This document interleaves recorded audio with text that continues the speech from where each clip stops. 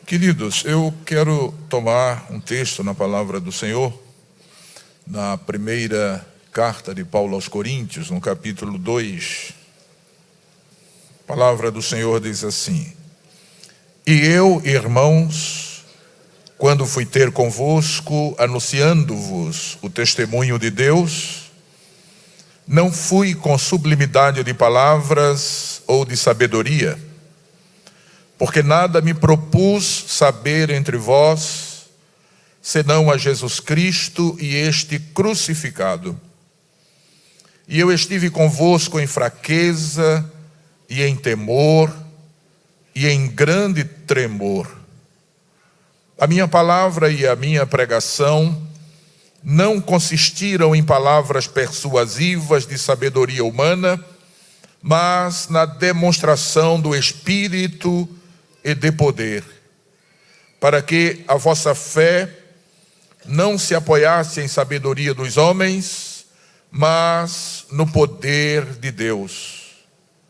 Todavia falamos sabedoria entre os perfeitos, não porém a sabedoria deste mundo, nem dos príncipes deste mundo que se aniquilam, mas falamos a sabedoria de Deus, oculta em mistério, a qual Deus ordenou antes dos séculos para a nossa glória, a qual nenhum dos príncipes deste mundo conheceu, porque se a conhecessem, nunca crucificariam o Senhor da glória.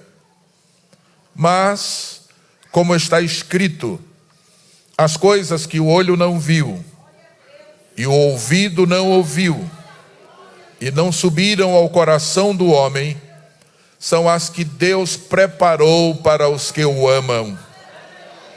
Mas Deus nos revelou pelo seu Espírito, porque o Espírito penetra todas as coisas, ainda as profundezas de Deus. Porque qual dos homens sabe as coisas do homem, senão o Espírito do homem que nele está? Assim também, ninguém sabe as coisas de Deus, senão o Espírito de Deus.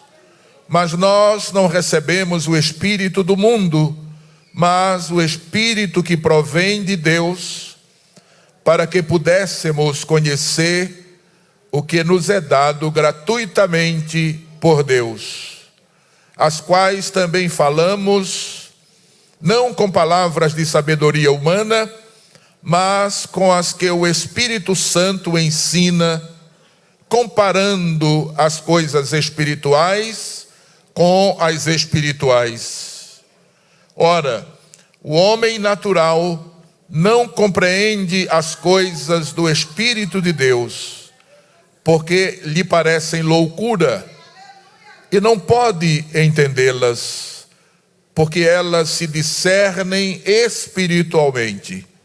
Mas o que é espiritual discerne bem tudo, e ele de ninguém é discernido. Porque quem conheceu a mente do Senhor para que possa instruí-lo? Mas nós temos a mente de Cristo. Meus queridos irmãos, a primeira carta de Paulo aos Coríntios é o 46º livro da Bíblia Sagrada e o 7º do Novo Testamento. Este documento é o terceiro contato que o apóstolo Paulo mantém com aquela comunidade cristã. O primeiro contato foi na sua fundação, isso está registrado lá no capítulo 18 do livro dos Atos dos Apóstolos. O segundo contato é por uma carta que não chegou até nós, e o terceiro contato é nesta carta que é conhecida como a primeira carta de Paulo aos Coríntios, e que foi escrita para orientar os crentes daquela comunidade cristã primeva que enfrentavam sérios problemas. Nesta carta, queridos, Paulo trata de várias situações que a tornam extremamente relevante, não somente para os seus destinatários originais, mas para os crentes de todas as épocas e de todos os lugares. É importante, queridos, se ter em mente que Paulo estava escrevendo a uma igreja imersa numa cultura secular, numa das principais cidades da Grécia, e que certamente sentia com a influência desse secularismo. Levando-se em conta que estamos vivenciando uma ruptura civilizacional em nível global, sobretudo no Ocidente, onde a sociedade vem abandonando gradativa e aceleradamente os princípios judaicos cristãos que marcaram a formação da cultura ocidental, e assistimos à implantação de uma cultura completamente secularizada. Esta carta, ou seja, a primeira carta de Paulo aos Coríntios, contém, por assim dizer, o antídoto certo para quem deseja permanecer fiel a Deus, agradando ao Senhor e se desviando do mal. Certo teólogo disse que o apóstolo Paulo é uma das poucas pessoas do mundo antigo cujas palavras ainda têm a capacidade de saltar das páginas e nos desafiar, quer concordemos com ele, quer não. A igreja em Corinto precisava ser sacudida e expurgada da sua jactância, de sua vanglória. Havia naquela igreja, queridos irmãos, pessoas que consideravam a pregação do Evangelho apenas mais um discurso de sabedoria humana. No entanto, Paulo chama a atenção dessas pessoas, mostrando que o Evangelho de Cristo é muito mais do que um discurso. Ele mostra de forma inequívoca que o Evangelho de Cristo é o poder de Deus. No capítulo 1, nos versos 18 e 19 desta carta, Paulo diz: a palavra da cruz é loucura para os que perecem, mas para nós que somos salvos é o poder de Deus. Porque está escrito: destruirei a sabedoria dos sábios e aniquilarei a inteligência dos inteligentes. Nenhum dos filósofos ou sábios da época, bem como os da atualidade, podem, queridos, entender o plano de Deus para a redenção da humanidade por meio de um Messias crucificado. Certamente consideram isso um absurdo, humilhante demais para uma divindade. Como um Deus admite morrer de forma tão aviltante? Diante dessa dificuldade de entender os mistérios de Deus, alguns crentes em Corinto estavam abandonando a genuína pregação do Evangelho em busca de coisas supostamente mais elevadas. No entanto, queridos, nós vamos ver ao longo desta missiva, desta carta, que Paulo protesta veementemente contra esse comportamento, dizendo que isso significava abandonar o próprio Cristo. Aqueles irmãos precisavam saber que a mensagem da cruz, ela é absoluta, ela é fundamental, ela suplanta toda e qualquer manifestação da sabedoria humana. Assim, de todas as formas possíveis, o apóstolo Paulo tentou lhes mostrar a loucura de seu presente deslumbre pela sabedoria humana, que traz consigo a loucura da autossuficiência.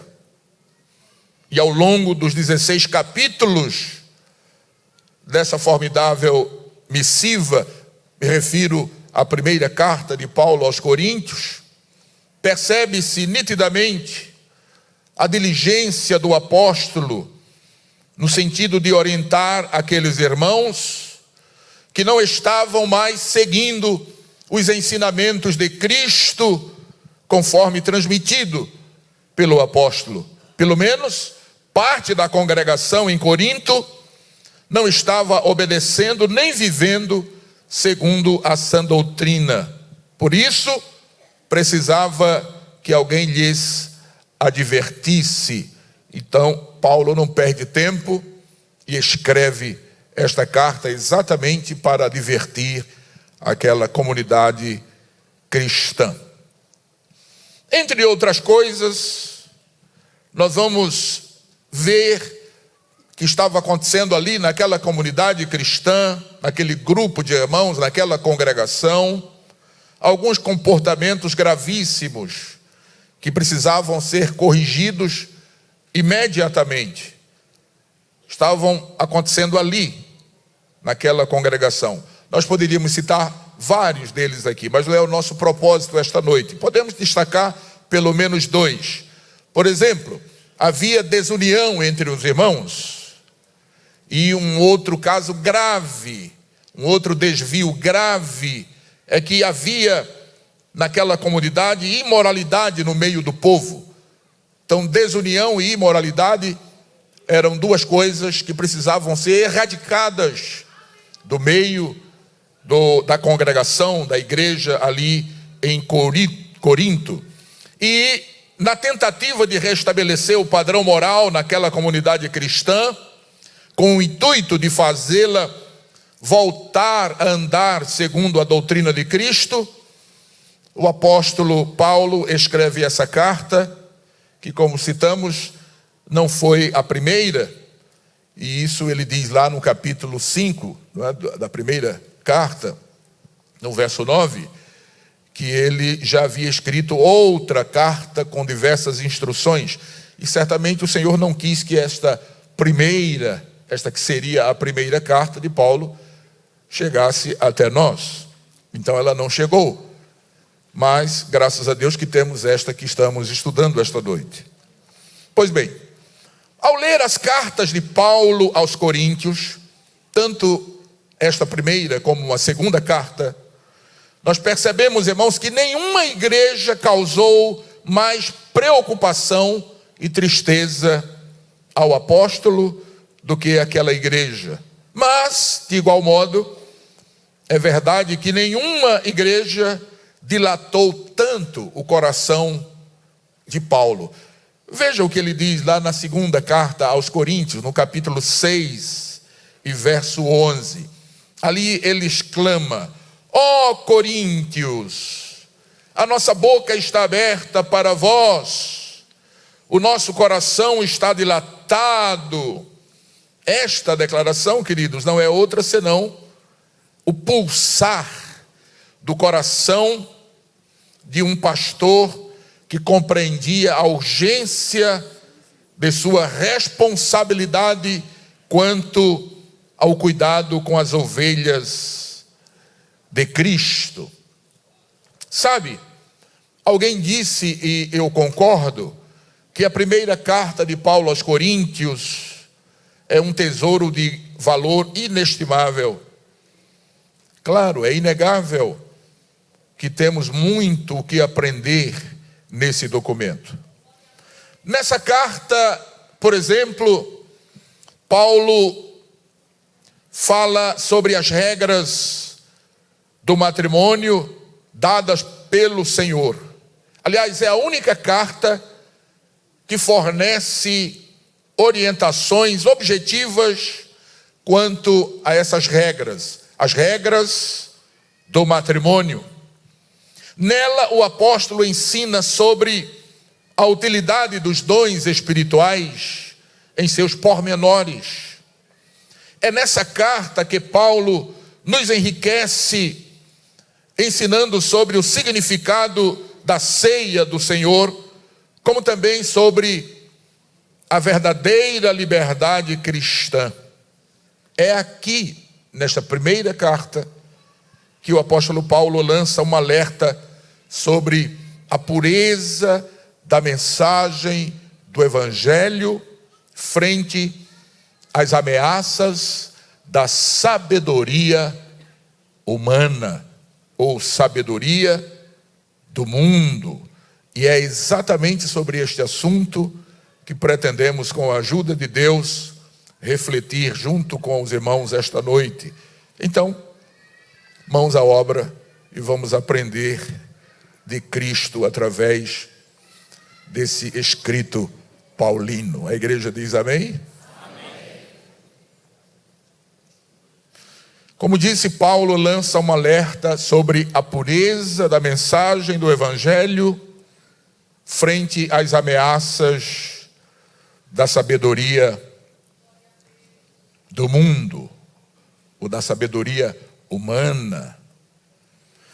Não temos, queridos irmãos, pretensão de nos ocupar com detalhes que consideramos acessórios que envolvem esse importante documento bíblico, porque nós queremos refletir unicamente no seu conteúdo, no conteúdo da sua mensagem, pelo menos até onde for possível. Para tanto, quero convidá-los a pensarmos sobre o conteúdo do capítulo 2. Por isso que fizemos questão de ler todo o capítulo.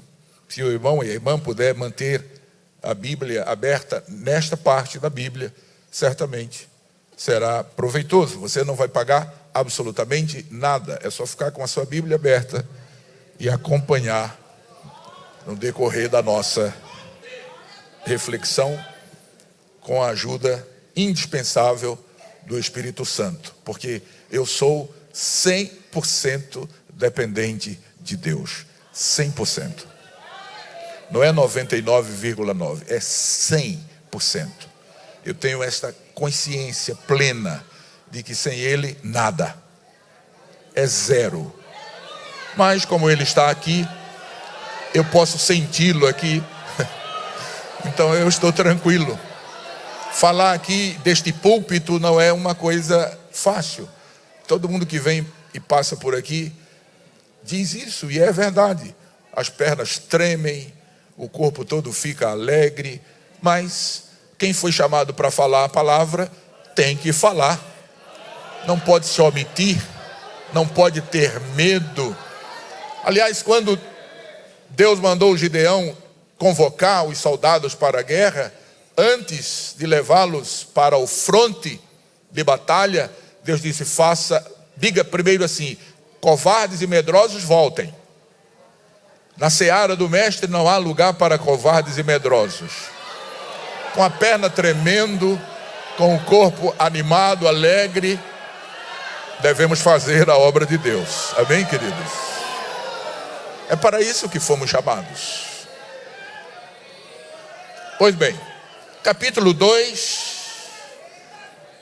da primeira carta de Paulo aos Coríntios.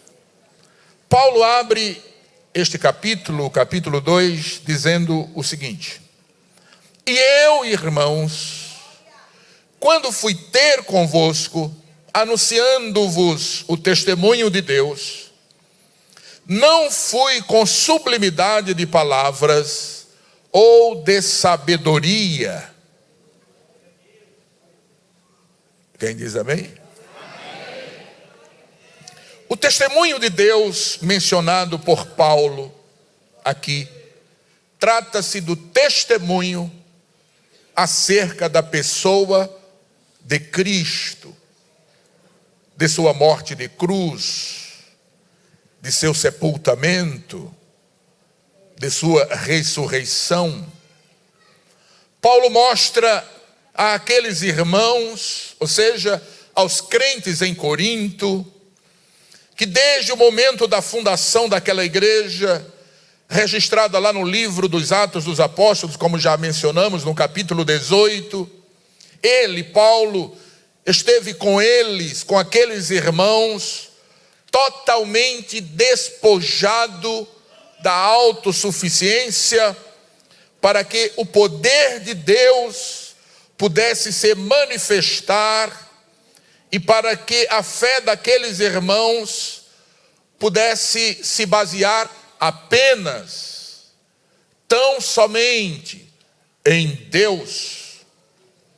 A palavra traduzida por sublimidade aqui, porque Paulo diz, quando eu fui ter convosco, anunciando-vos o testemunho de Deus, não fui com sublimidade de palavras.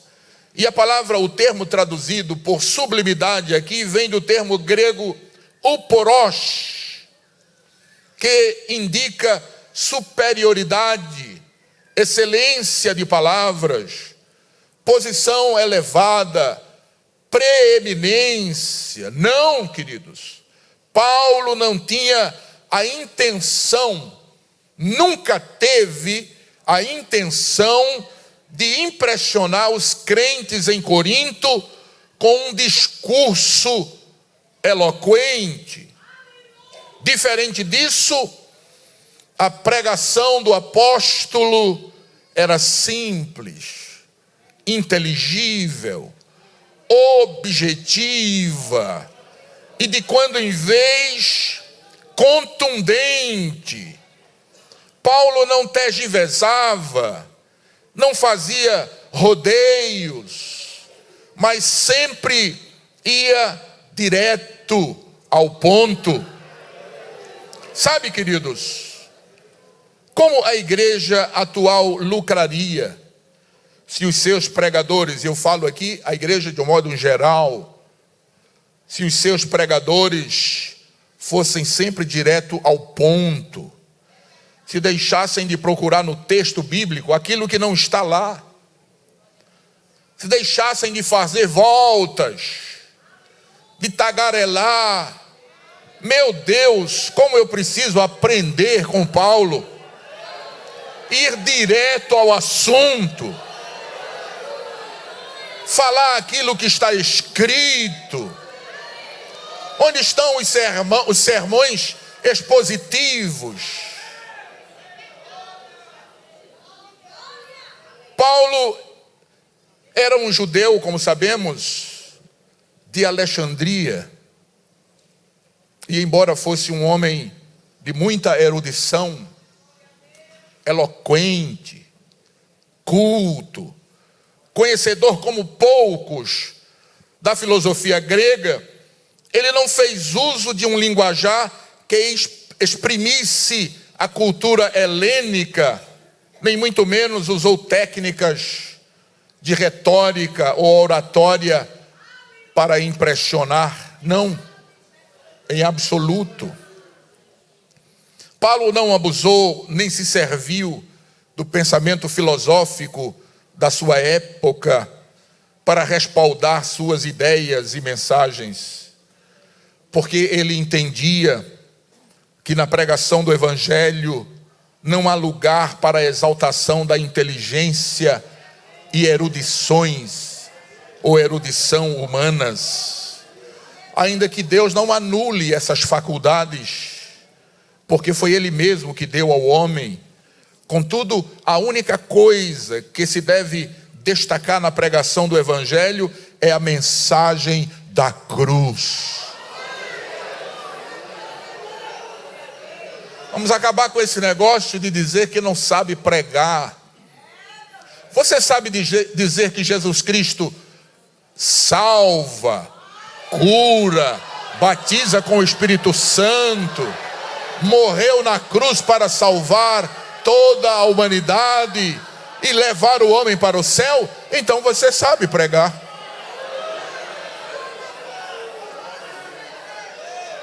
Este é o Evangelho, simples, porém poderoso. Eu não esqueço de uma experiência que tive ouvindo um dos decanos da Assembleia de Deus no Brasil, à época, presidente da igreja no estado de Minas Gerais, pastor Anselmo Silvestre. Ele estava ministrando numa escola bíblica para nós aqui em Recife, ali no auditório. Isso faz mais de 20 anos. E ele disse: eu tive a oportunidade, meus irmãos, ele já dorme no Senhor. Eu tive a oportunidade de hospedar na minha casa Daniel Berg. E as pessoas têm uma ideia equivocada sobre quem foi Daniel Berg e como ele era. Mas deixa eu lhes dizer uma coisa, o pastor Anselmo falando. Ele disse: Daniel Berg não pregava bonito, ele não era eloquente na sua pregação.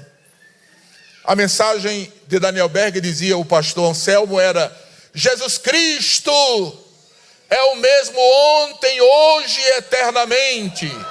Salva, cura e batiza com o Espírito Santo e leva o homem para os céus.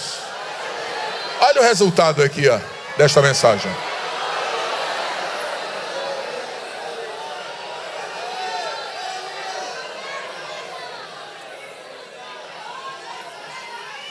Na pregação do Evangelho, não há lugar para inteligência, para a exaltação da inteligência e erudição humanas. A única coisa que deve se destacar na pregação do Evangelho é a mensagem da cruz. Diga comigo: a mensagem da cruz. Pregue a mensagem da cruz. E deixa que o Jesus, o crucificado, faz o restante.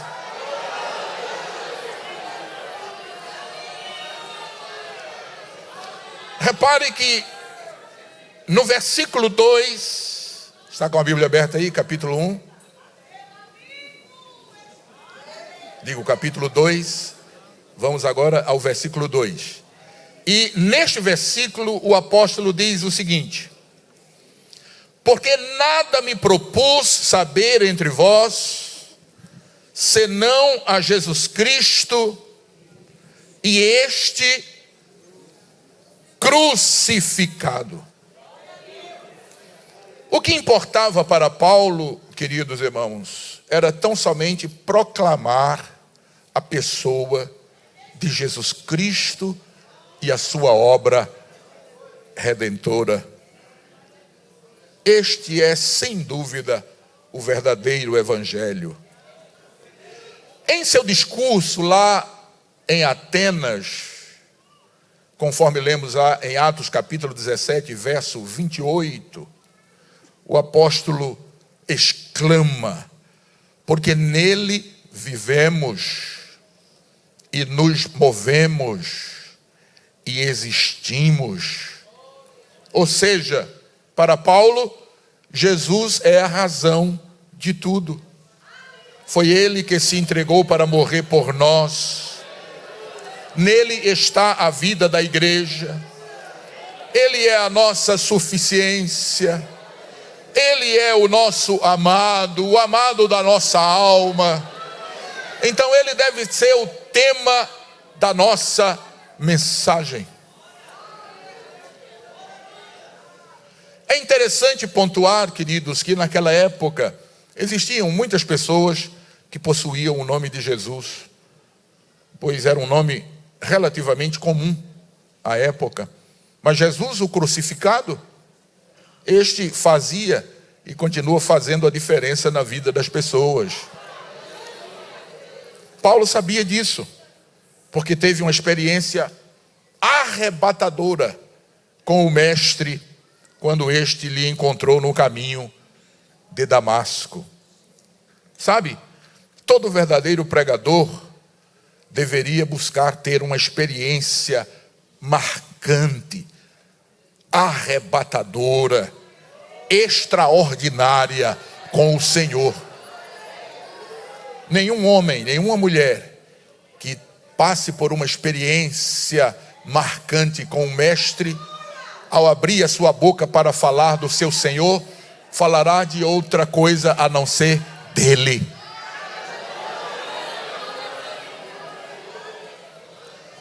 No versículo 3 do capítulo 2, que estamos estudando, Paulo exclama ou escreve dizendo: e eu estive convosco em fraqueza e em temor e em grande tremor.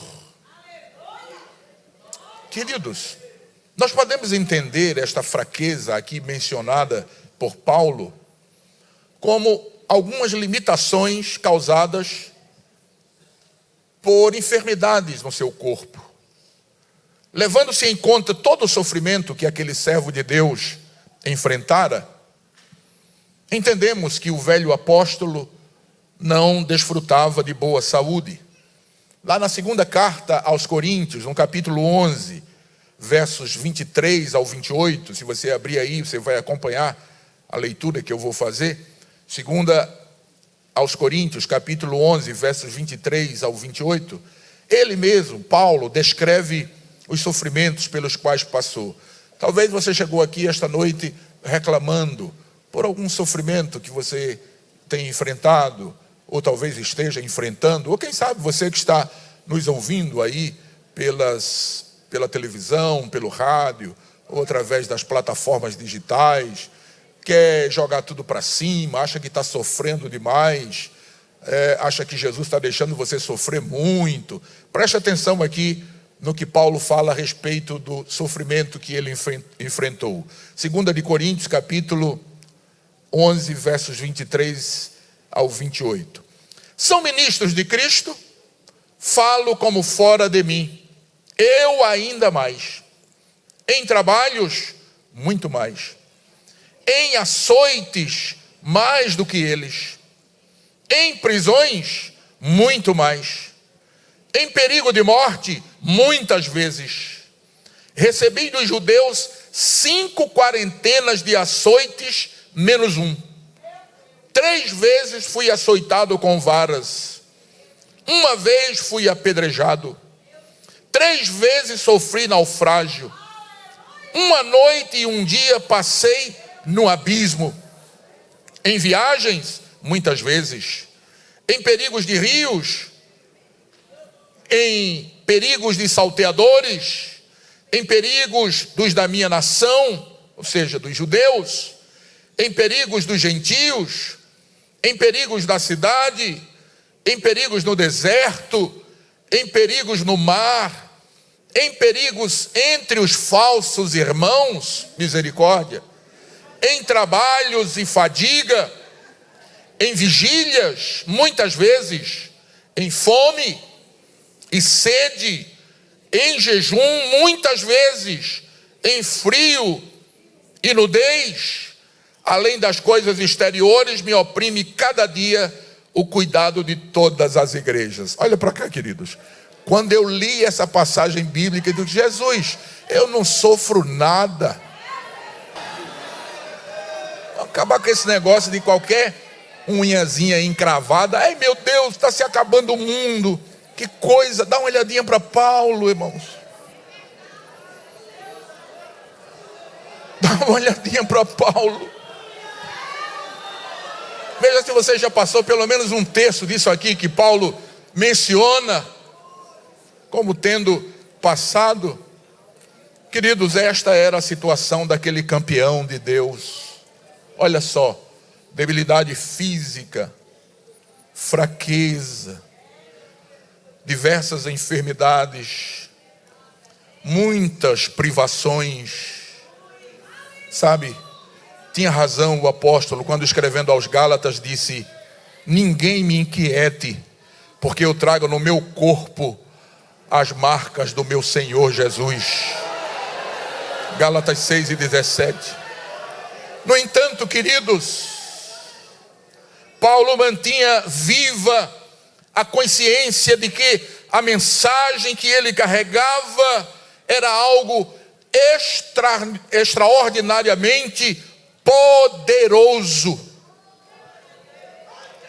Ele era fraco, ele estava debilitado, cansado, enfermo, mas a mensagem que ele trazia, ele sabia, era algo poderosíssimo. Sabe, queridos, a mensagem do Cristo crucificado é infinitamente mais poderosa do que todas as bombas atômicas juntas. Mais poderosa do que a bomba de hidrogênio, considerada a arma mais poderosa já fabricada pelos homens. Esta era a mensagem que Paulo pregava. Por isso que aquele velho, cansado, debilitado, doente, encontrava forças na sua fraqueza para com determinação, para com coragem, combater o erro e pregar o evangelho de Cristo na sua pureza. São 16 capítulos. A gente chegou ao capítulo 3 agora. Vamos ver até onde dá para a gente ir. Ao verso 3, aliás.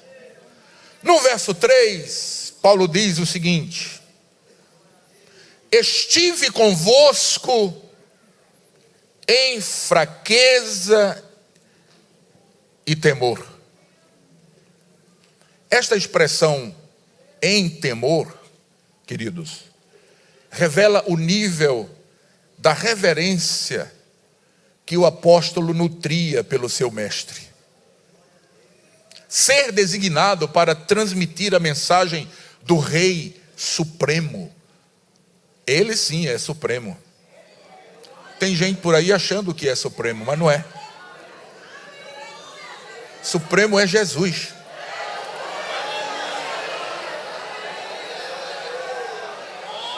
Supremo no sentido mais absoluto da palavra, do termo. A supremacia de Cristo, queridos, é imbatível. Então, quando Paulo diz que esteve convosco em fraqueza, ou estive convosco em fraqueza e temor, isso demonstra, queridos, a reverência que o apóstolo nutria pelo seu mestre, porque ele foi designado para transmitir a mensagem do Rei do Universo. E para Paulo isso não significava qualquer coisa. Não era um serviço de menor importância. Era uma missão de altíssima responsabilidade. Daí a razão do temor. E eu confesso aos irmãos, e sei que os companheiros também comungam deste mesmo sentimento, mas todas as vezes que eu estou escalado para qualquer culto, eu sinto temor. Porque nós que fomos chamados para pregar a palavra, a gente não foi chamado para fazer discursos, para dizer qualquer coisa ao povo, para fazer uma pregação coach. Na internet hoje é o que mais tem. Pregação de autoajuda, não é? Não, nós fomos chamados para pregar o evangelho, para ensinar o evangelho, que é poder de Deus para a salvação de todo aquele que crê, mas é também o poder de Deus para transformar a vida daquele que crê. Jesus deu essas duas missões à igreja: pregar e ensinar. Em Marcos 16 e 15 ele disse: ide e pregai. Em Mateus 28, 19 ele disse: ide e ensinai. Pregar e ensinar. Na pregação nós proclamamos o evangelho. No discipulado a gente ensina o evangelho. Na pregação não dá tempo ensinar o evangelho, porque é a proclamação do evangelho. Aí quando chega no discipulado, os irmãos sentadinhos ali, não é? Um dia por semana, pelo menos na nossa igreja assim, 1 ou 2 dias por semana, vão aprender sobre as verdades do evangelho. Então, Paulo diz: eu estive convosco em fraqueza e temor. Mais adiante, ele menciona, ainda no mesmo versículo, ele menciona também que esteve com os irmãos em grande tremor. Grande tremor. Este tremor, certamente, era provocado pela consciência da santidade de Cristo e do poder de sua mensagem.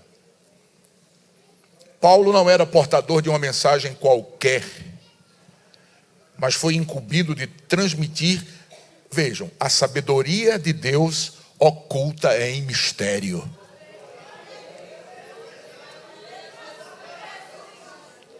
Vocês acham pouca coisa isso? Paulo foi incumbido, encarregado de transmitir a sabedoria de Deus oculta em mistério. Mas esta missão foi só para o apóstolo Paulo? Não, para todos nós.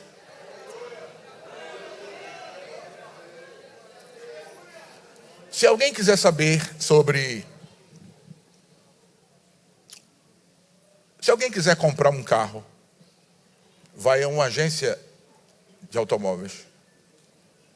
Se alguém quiser comprar uma casa, vai a uma imobiliária. Se alguém quiser comprar arroz, feijão, farinha, carne de charque, vai ao mercado.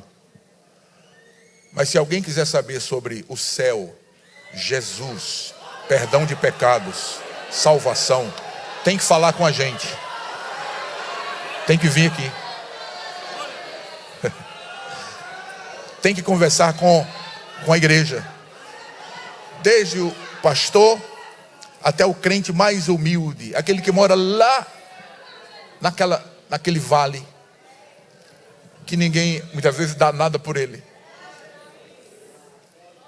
Se alguém quer saber sobre Deus, sobre salvação, sobre perdão de pecados, sobre justificação, sobre regeneração, tem que falar com quem? Com a gente. Com você, conosco. Quem diz amém, queridos? Amém.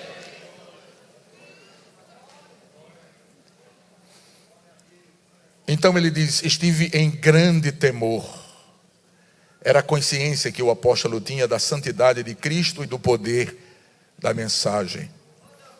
Paulo não era portador de uma mensagem qualquer. Ele foi incumbido de transmitir a sabedoria de Deus oculta em mistério. A mensagem do evangelho é poderosa. Dá para dizer comigo isso? A mensagem do evangelho é poderosa. Conta-se de um irmão que evangelizava. Era uma pessoa simples, quase que iletrado, mas gostava de evangelizar. E como ele não tinha muita argumentação, ele distribuía folhetos. Dizia que Jesus amava as pessoas, que Jesus queria salvar as pessoas. Isso aí não precisa ter diploma de doutor para dizer, não é? Que Jesus salva, cura e batiza com o Espírito Santo. Ele dizia isso e entregava folheto às pessoas. Folheto. E ele foi passando lá próximo da sua rua e encontrou um cidadão e entregou o folheto para aquele cidadão, um folheto bíblico com a porção bíblica, e disse àquele cidadão: Jesus te ama, Jesus quer te salvar. E aquele cidadão ficou muito furioso porque ele não gostava de crente. Não gostava de crente, não gostava de Bíblia. Ficou muito furioso e disse lá uns impropérios com o irmão. E pegou aquele folheto que o irmão deu a ele e rasgou na frente do irmão assim, jogou para cima e saiu dizendo impropérios com o irmão. E o irmão baixou a cabeça, ficou triste com aquilo. Mas ia fazer o quê? Então saiu e foi embora. E foi orar por aquele cidadão. Jesus, tu estás vendo o que aquele cidadão fez, rasgou a tua palavra, tal. E aquele cidadão foi embora, passou o restante do dia nos seus afazeres. De noite voltou para casa. E quando entrou no banheiro para tomar banho, naturalmente tem que tirar a roupa. Ele tirou a sua roupa e sacudiu a sua calça antes de pendurá-la lá no cabide. E quando ele sacudiu a sua roupa, ele viu que caiu um pedacinho de papel. E ele se abaixou e pegou aquele papel para saber o que era. E quando ele pegou naquele papelzinho, estava escrito: e disse Jesus. Era um pedacinho da literatura que o irmão tinha dado a ele de manhã. E disse-lhe Jesus. Olha para cá. Aquela palavra foi como uma espada no coração dele.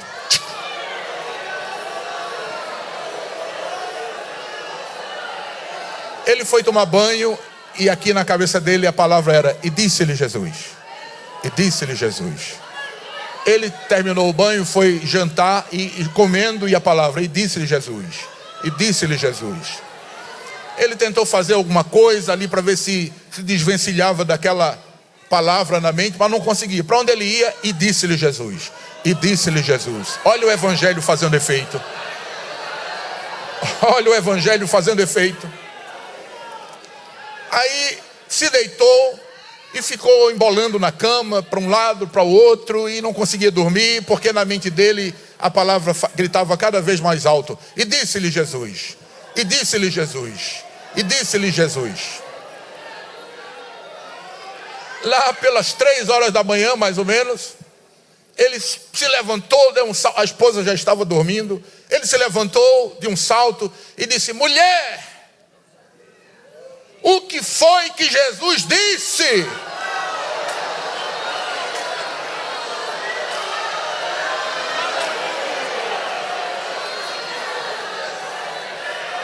A mulher dele se acordou atordoada. Como assim? Ela sabia que ele não gostava de crente, não gostava de Bíblia, não gostava dessas coisas. E agora ele está perguntando o que foi que Jesus disse. Meu marido ficou louco. Não, se você não me disser o que Jesus disse, aí sim eu vou enlouquecer. Ela me conta essa história, o que aconteceu? Aí ele contou. Não, é que um cidadão me deu, aquele irmão que mora aqui nessa rua, lá em tal lugar, ele sempre passa aí na rua falando de Jesus, me entregou um folheto, eu rasguei o folheto e caiu um pedacinho no meu bolso. E quando eu fui tomar banho, caiu no chão do banheiro. Quando eu olhei, estava lá escrito: e disse-lhe Jesus. E agora, ou eu sei o que Jesus disse, ou eu vou morrer, ou eu vou ficar louco. Aí a mulher disse: quem foi? O irmão disse: foi aquele irmão que está... tá bom, então só tem um jeito, eu vou lá chamar ele. Foi lá na casa do irmão, chamar o irmão, para o irmão vir e dizer o que foi que Jesus disse.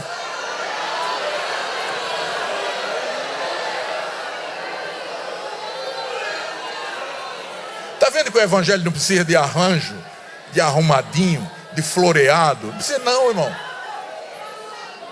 Fale a palavra. Alguém disse, falando sobre o evangelho de Cristo é como um leão. Não precisa ninguém defender ele não. Abra a jaula e deixa ele sair.